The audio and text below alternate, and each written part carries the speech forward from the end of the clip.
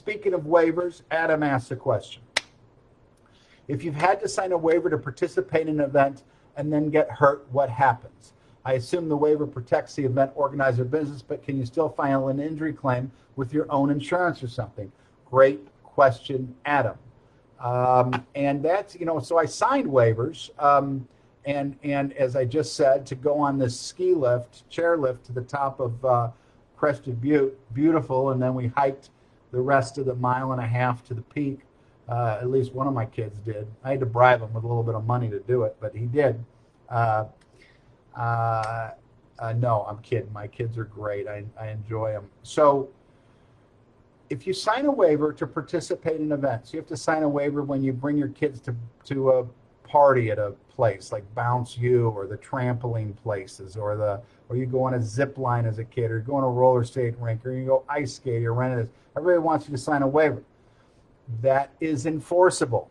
And interestingly, it's even more enforceable in a mountain state. So the joke was, even 20 years ago, waivers may not be enforced everywhere, but they're enforced in mountain states, and they are.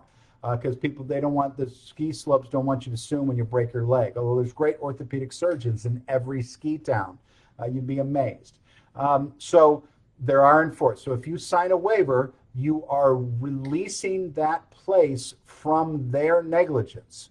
So that the entity that has you sign the waiver, you release your claim against them. Now, however, you if they don't have the waiver, if they can't find the waiver 2 years later, then you can sue them. So it's important for businesses to keep the waivers. I've had cases where they say there's a waiver, but there isn't. I also work at a place in my second job as a dive instructor in Bonne Terre, Missouri, where we have everybody sign a waiver, and we keep those regularly. And so that's the issue with the waiver. It's a little bit unfair that you are waiving rights to future injuries when you don't know what they are. So there is due process rights, like substantive and procedural due process rights that you have. So you really should know basically what you're waiving. If you're going to go roller skating, it's fair to waive your rights to sue them if you fall roller skating. However, it's not really fair if you get food poisoning because after eating there, because that's not really what you had a claim for.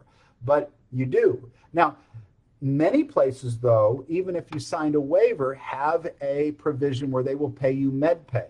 So I know in a lot of places they'll say you signed a waiver, you can't sue us for liability, but we have med pay provision for $10,000 and we'll pay your medical bills. So even if you were injured at a place and you signed a waiver, you make a claim for your medical bills because often places will pay that, and often they have a specific insurance provision for that. So do that. And then I see a question. So that's it. I assume the waiver protects the business, but can you still file can you file an injury claim with your own insurance? Not really, because any liability insurance you would have would only cover you if you were negligent and hurt someone else. However, you do have health insurance. You use your health insurance. That answers that question.